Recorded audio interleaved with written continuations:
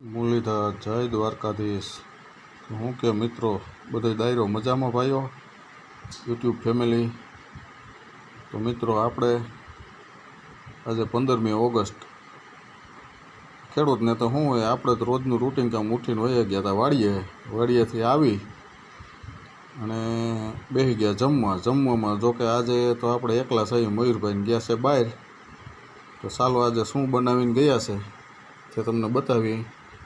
આજે પણ આપણે પ્રિય વસ્તુ જ છે, રોટલી, ડુંગળીના ખારિયા, દહીં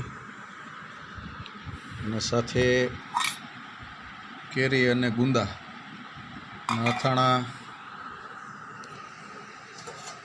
દેશી ગામડાની શુદ્ધ ખાટી મીઠી છાશ।